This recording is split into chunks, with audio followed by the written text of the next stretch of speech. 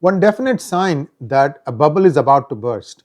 You know how Elon Musk managed to convince his board to pay him $1 trillion a year salary? Doesn't that sound ridiculous? But at least he has a product or a series of products. He has one, he says that the new robot that he's working on is almost human. Well, that is believable considering that he has an enviable track record. But what about AI based startups which are claiming valuations of up to $3 trillion without any real product and without any real revenues? Where is this valuation coming from? Well, in the VC community, in the VC world, they always talk about what tomorrow brings, and that's how the whole valuation game is played. I'm going to take a quick look at the reality of this. Also, we have been talking about circular financing. We will talk about that some more, because it's not just one or two companies, it is evidently many companies, and they are also enjoying huge numbers, but these are merely on paper. They are not real numbers, and that's what I'm going to be talking about. Also, a small request before I start walking you through the infographic to like this video, and if you have not subscribed to our channel, do subscribe to our channel. Here we go. Who was Parshurma, who led a life of devotion, dedication, and daring? Why did he take birth on the earth? Was it to eradicate corrupt Kshatriya rulers who had become tyrannical and oppressive, or was it to bestow daya for the needy?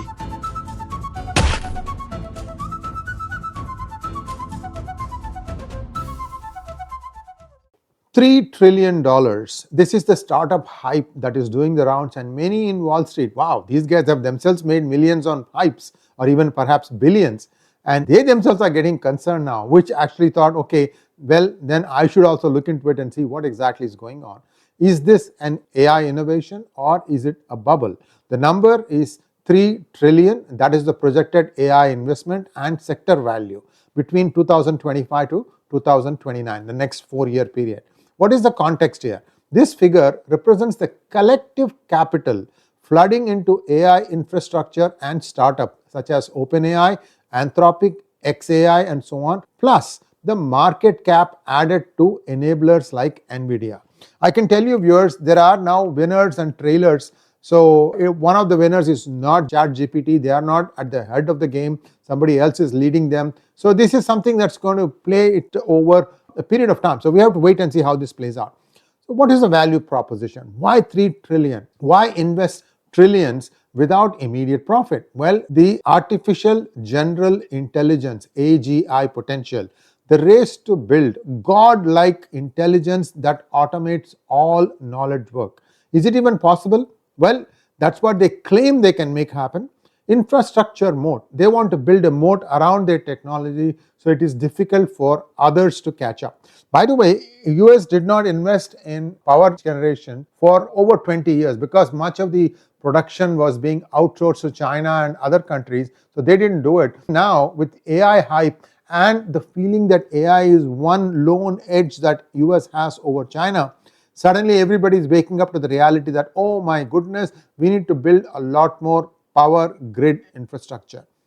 What is the result? Well, many people who are good in power technology, whether it is constructing grids or transmission, generation, all those people, they are enjoying very good salaries. This is something similar to what used to happen when shale oil extraction was very, very popular about 5-10 years ago when it started out. But again, it went off into a funk. Now I'm hearing that they need the crude price to be around 75 for shale to be again profitable. Right now, it is believed that several shale companies are up for sale because the crude is around $59. That's another problem building up. So let's get back to artificial intelligence. The problem is for them to develop this AGI, they need a lot more power. And power is not something that you can pluck from a branch. You need to build it. And for that, you also need to have nuclear power, because nuclear power is the cheapest power that can provide all the power for these people.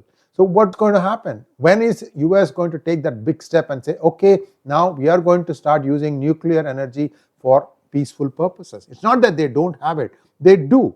It's just that they stopped it for a while thanks to all the peaceniks and climate change activists. Now, is it time for US to make a turnaround?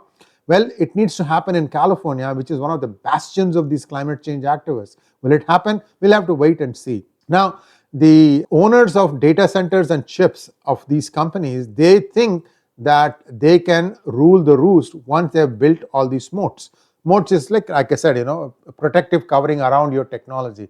Vibe coding, what is that? That means that you can replace traditional software development with natural language prompt. Like, for example, build me an app that will tell me what is the temperature of, say, my favorite pet, maybe Ralph the cat. And if that goes up to so much, then turn on the heater. And when the temperature goes down again, turn off the heater. You get what I'm saying. This is something which looks silly, but some people may like their cats. So you see what I'm saying. But the coding itself is being done by verbal prompts. So is that coding going to be that much simpler? Well, if we have to believe what is coming down the pipeline, yes. I have seen some apps like that. Okay, then what is the other one? The problem here is they are buying a lot of chips that NVIDIA is making, but they are not able to make any meaningful output out of that. Here is what the game is. Circular financing again. Critics are arguing many startups are using investment money, such as from Google, Microsoft, and NVIDIA, and so on and so forth, to buy cloud credits from the same big tech giants, Microsoft, Google, that invested in them. So these companies invest in them, and then these AI companies, these startups, will start using their cloud services, because Microsoft offers Azure, Google offers Google Cloud, and from that, what happens is they pay back to Microsoft and Google what they use for the cloud. But the challenge here is both sides are recognizing that as revenue. But is it revenue? Because the next time it is the turn of the AI startups to pay, they need more investment from the same companies that are giving them cloud services, Microsoft and Google. I mean, this is for cloud services, but you see something similar happening with NVIDIA. I talked about that in a previous monologue. You can take a look at that. So what is happening is the result of all this circular financing is you have high valuations, massive burn rates, low real world profit. Massive burn rate in startup parlance means you're spending a lot of money. As a matter of fact, an interesting thing happened. Sky high amounts of salaries were promised to 11 AI engineers that were hired away from Meta, or that were hired by Meta. Meta is formerly Facebook. And of those 11, 7 were Chinese. So why is it that this specific individual needs to be hired? I wonder. I'm really, really curious. I mean, if you are going to automate all these things, why do you need such highly paid programmers? Why can't you do it with your own code? Just work a little longer and make the code become smarter in writing its own coding. Right now, if I use the existing version tools, I get some mixed results, but it's okay. I mean, beyond that, you do need to know programming to progress beyond that. It will give you an app. It might even work on some smartphones, but will it work on all smartphones? Will it work across platforms? There are 5 or 6 platforms now. I mean, you have iPhone, you have Android, but then Samsung has its own. And I'm sure there are other cell phones coming up with their own platforms also. These are not Android, these are not iPhone, these are not iOS. So what happens then? So again, it will catch up in time. So this is the promise that these startups are giving, that we will do this, basically promising the moon. How much is reality going to be out of this? Is this a bubble?